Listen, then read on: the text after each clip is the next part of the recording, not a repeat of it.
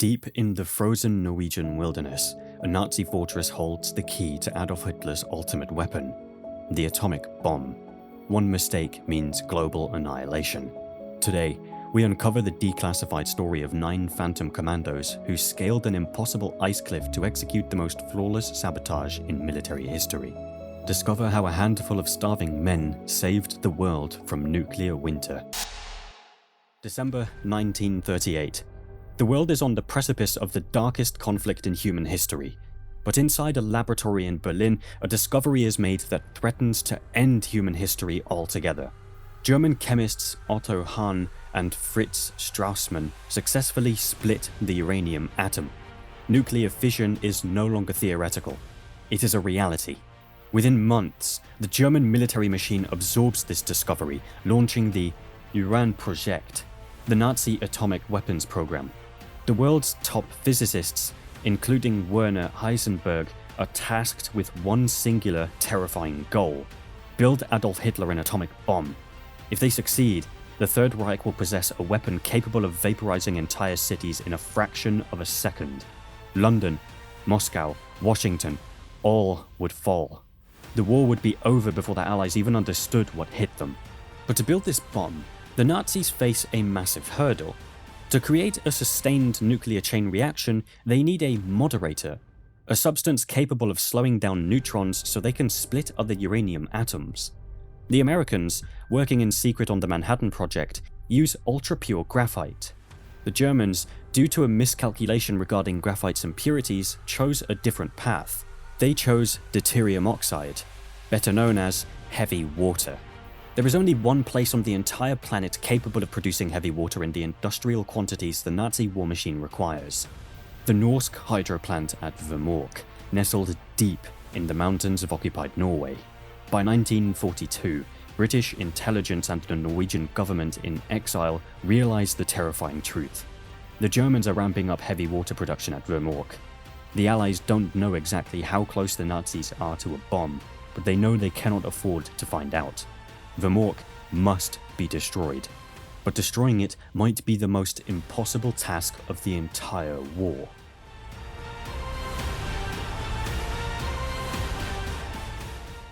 Vemork is not just a factory. It is a modern-day fortress, a supervillain lair carved into the side of a mountain. Perched on a sheer, rocky cliff, the massive concrete hydroelectric plant looms over the Muna River Gorge. The gorge drops hundreds of feet down into a churning, freezing abyss. Behind the plant, vertical mountains rise into the sky. There is only one way in: a single-lane, 75-foot steel suspension bridge spanning the terrifying drop of the gorge. And the Germans know exactly how valuable this facility is. The bridge is heavily guarded by Wehrmacht soldiers. The perimeter is ringed with minefields, floodlights, and overlapping machine gun nests. The heavy water concentration room itself is buried deep inside the reinforced concrete belly of the plant. An aerial bombing raid is out of the question. In 1942, precision bombing doesn't exist. Dropping unguided bombs at night in a narrow mountain valley would only kill the innocent Norwegian civilians living in the town below, while leaving the reinforced basement completely intact. It has to be a ground assault. In November 1942, the British Special Operations Executive, or SEO, launches Operation Freshman. 2 gliders, carrying 34 British commandos, are towed toward Norway. The plan is to land on a snowy plateau, march to Vemork, and blow the plant. It is a catastrophic failure. The weather turns violently hostile. The towering ropes snap. Both gliders crash into the unforgiving Norwegian mountains. Those who survive the devastating impact are quickly captured by the Gestapo. Under Hitler's infamous commando order, they are brutally interrogated, tortured, and executed. Operation Freshman is a disaster. 41 men are dead. But worse, the element of surprise is gone. The Nazis now know the Allies are coming for Vemork. Defenses are doubled. The minefields are expanded. The floodlights swept the valley floor every night. General Nikolaus von Falkenhorst, commander of the German forces in Norway, declared Vemork completely impregnable. The British are out of options, but the Norwegians are not.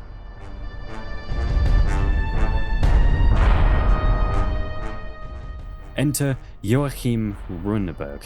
He is just 23 years old, a Norwegian resistance fighter who fled to Britain to join the SOE. He is quiet, intensely focused, and a master of winter survival. He is tasked with leading a new team, Operation Gunnerside. Runeberg handpicks his squad. He doesn't want traditional soldiers, he wants local Norwegians, men who grew up skiing the treacherous mountains, men who know the terrain, the weather, and the cold. 6 men are chosen to join him. Their drop zone is the Hardangervidda, a vast, desolate, high-altitude mountain plateau above Vemork. It is one of the most hostile environments on Earth, a frozen desert where temperatures routinely plummet to 40 degrees below zero, and blizzard winds can flay the skin from your face. Waiting for them on this plateau is the advance team, codenamed Swallow. These 4 men had parachuted in months earlier to prepare for the doomed Operation Freshman. Since then, they had been trapped on the plateau, surviving the worst winter in decades.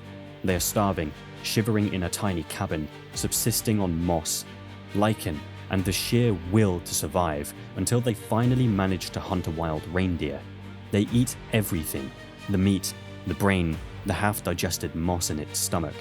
On February 16th, 1943, under the cover of a fierce winter storm, Runeberg and the Gunnerside team parachute onto the Hardangervidda plateau. For days, they battle whiteout conditions, fighting through hurricane-force winds to link up with the Swallow team. When they finally unite, they are 9 men, 9 starving, freezing phantoms against the might of the Third Reich. They begin their descent toward the valley. The fate of the free world is strapped to their backs in the form of high explosives.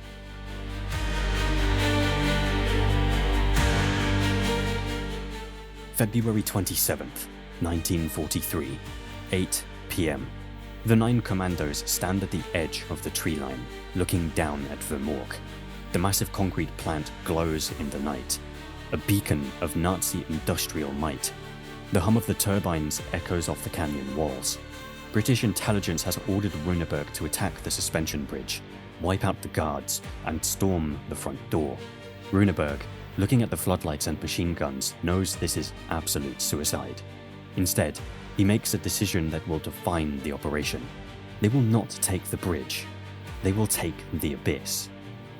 They strap their weapons and heavy explosives to their chests. In the pitch black of night, they begin to descend into the Muna River Gorge. The slope is nearly vertical, covered in deep snow and treacherous ice. They slide down, grabbing desperately at frozen pine branches to stop themselves from plummeting to the rocks below. They reach the bottom of the gorge. The river, usually a raging torrent, is frozen over, but the ice is thin, weakened by a recent thaw.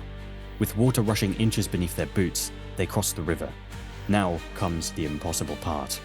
Standing between them and the heavy water plant is a 500-foot, near vertical cliff face of solid ice and jagged rock.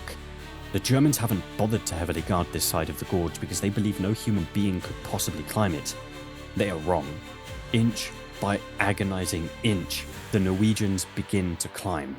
There are no ropes, no safety harnesses, just frozen fingers seeking cracks in the rock and boots kicking into the ice. The wind howls through the gorge, masking the sound of their desperate, heavy breathing. One slip, one loose rock, and a man will fall to his death. Worse, a scream would alert the guards above, dooming the entire operation. For hours, they pull themselves up the black wall of ice. Their muscles burn, their lungs scream for oxygen in the freezing air. Finally, a hand reaches over the top ledge, then another. They pull themselves over the rim. They are exhausted, soaked in freezing sweat, but they are alive, and they are standing right inside the perimeter of the Vemork fortress.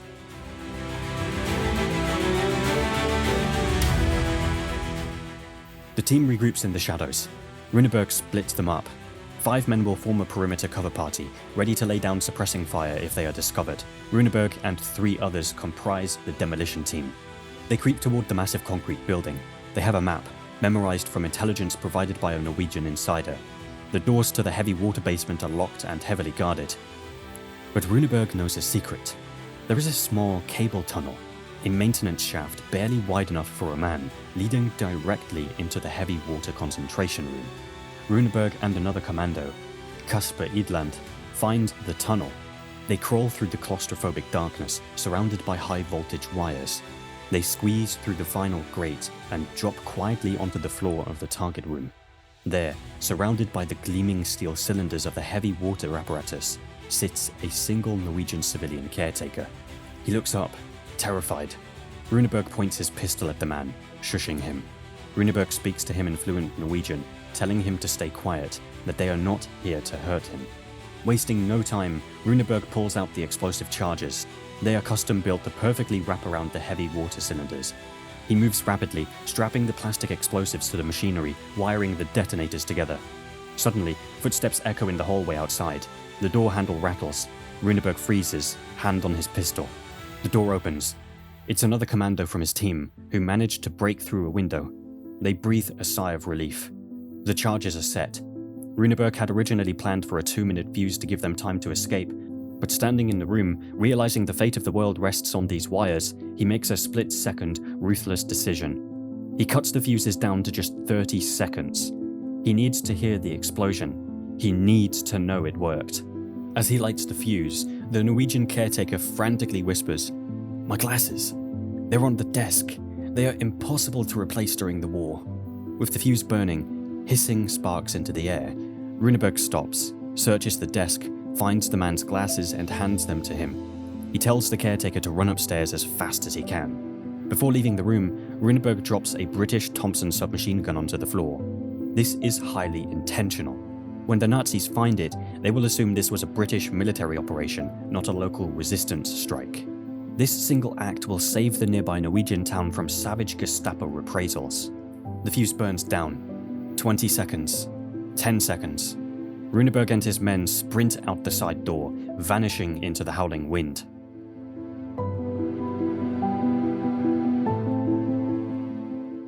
Inside the basement, the explosives detonate.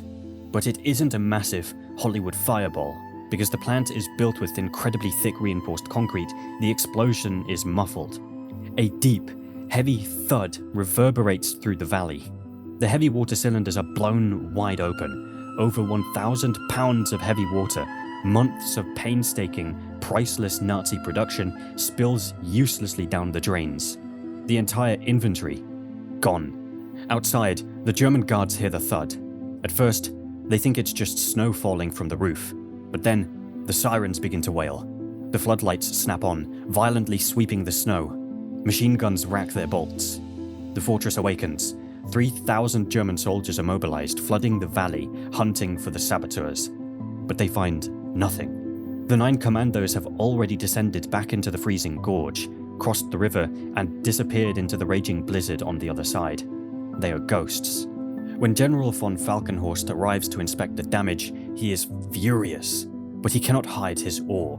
Looking at the severed locks, the perfect explosive placements, and the untouched perimeter, he famously mutters, "This is the finest coup I have seen in this war." The mission is an absolute, staggering success. Not a single shot was fired, not a single life was lost. But the commandos' ordeal is far from over. With thousands of furious Nazis hunting them, the team splits up.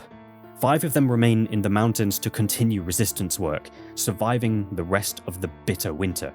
Runeberg and the other 3 embark on a grueling 250-mile cross-country ski trek.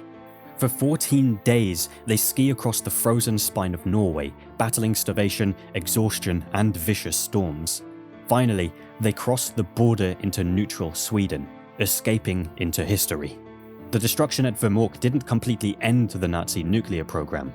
The Germans would eventually attempt to rebuild and move the remaining supplies, leading to another daring sabotage by the Norwegian resistance, who sank a ferry carrying the last of the heavy water to Germany. But Operation Gunnerside was the fatal blow. It shattered Hitler's timeline. It bought the Allies the most precious resource in any war: time. Time for the Manhattan Project to succeed. Time for the Allies to storm the beaches of Normandy. Joachim Runeberg and his men were not super soldiers. They were mechanics, students, and outdoorsmen. But when the world stood on the edge of a nuclear abyss, they stepped into the freezing dark. They climbed an impossible wall, outsmarted an empire, and walked into the snow, leaving behind no footprints, only the survival of the free world. The ghosts of Telemark saved the world without firing a single shot. But the storming of Normandy was a very different story. To discover the brutal, unfiltered reality of what the Allies did to German soldiers on D-Day, click the video on your screen right now.